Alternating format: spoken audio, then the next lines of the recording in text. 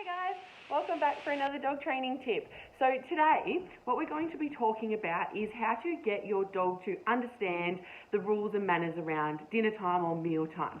Now, most people in this situation, when you're going to put their dog's food bowl down, they will get their dogs to sit or drop and get their dogs to hold the sit until they put the bowl down or they're released. There is nothing wrong with that. However, this way that I'm going to show you today teaches your dogs how to be free, so they're not necessarily in a command or stuck in a position and still have manners around the food. And that's a really important skill to have, and one that's really useful, particularly if you plan on having your dogs around food or barbecues or kids and that sort of thing. So the only two things you're going to need to say is no, which means obviously don't do that, and you're going to need to have a release that is specific for food. So mine is yours, so I just say yours, and that means you can have the food, you can have eat, dinner, whatever you want to have. Just have a command that means now you're allowed to eat whatever the thing is. So I've just got a bowl here. As you can see, it's got sardines in oil in it, one of the Savvy's favourites. So we're going to use that today. You can use whatever you want. Their normal meal is totally fine, whatever they would normally eat. Okay, so I'm going to show you what I want you to do. Come on. Good girl. So I'm having her in front of me. Now she may opt to sit down, or she might try and do some tricks, which is what she's trying to do now.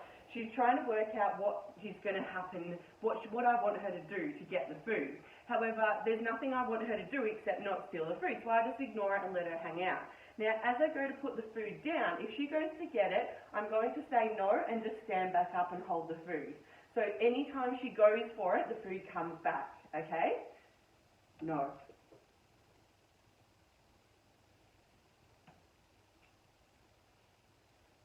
Good girl.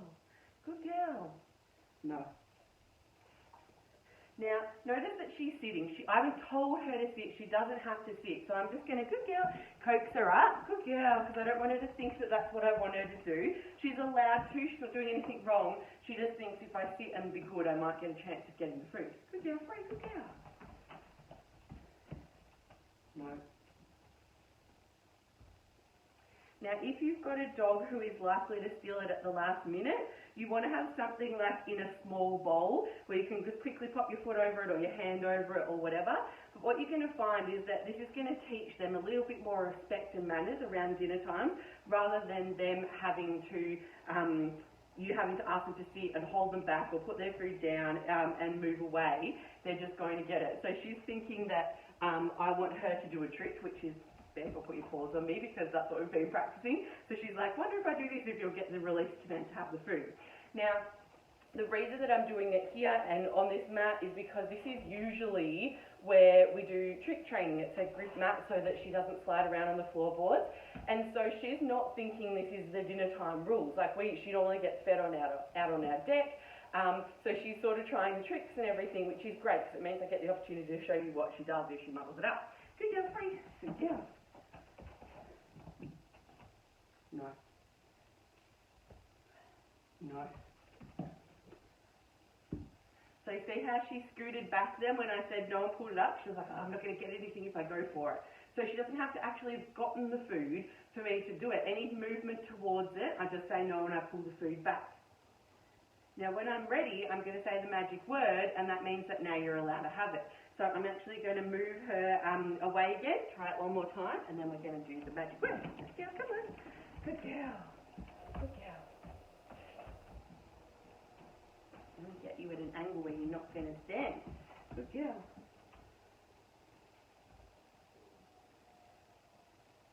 Good job. So if now she went to get it and she actually got some, I'm just going to take it away as quick as I can so that she's not getting the full reward. Good girl. Good girl. Good girl. Good job. Good girl. Yours. Yours. Good girl. Good girl. So now she's allowed to have it. She can eat it. That's totally fine. She can have the whole meal now. So rather than asking your dog to sit, why don't you try and get some control in the free? Now, this is also great because you can do it with dogs at any age from the get-go. So even if you've got like a baby puppy, they don't have to know what sit means to be able to teach this. They don't have to sit. All they have to do is not steal the food. So you just would stand there with your food, you go to lower it, no. They might do it 20 times and you go, no, no. Soon enough they're going to go, oh my God, this is not working, and they're going to start to wait for you to put the bowl down. Now when you first start it, as soon as the food hits the ground, you might give your yours command, your you can eat command, because you don't want to have to push it too far too soon, but you can then increase the duration. So if we're practicing this, particularly like we've got toddlers who are often dropping food or carrying little bowls around and things like that, they can't have those bowls unless we were to say yours. So they're getting lots of practice with this all of the time, and that's the idea, is that this can then teach them how to have control when they're free, not just having to use a sit to stop them stealing the food. So I hope that makes sense. If you have any questions, please feel free to just pop them in, let me know. And if you haven't already, make sure you check out dogmanshiptraining.com, because there's a freebie there ready for you. Okay, bye.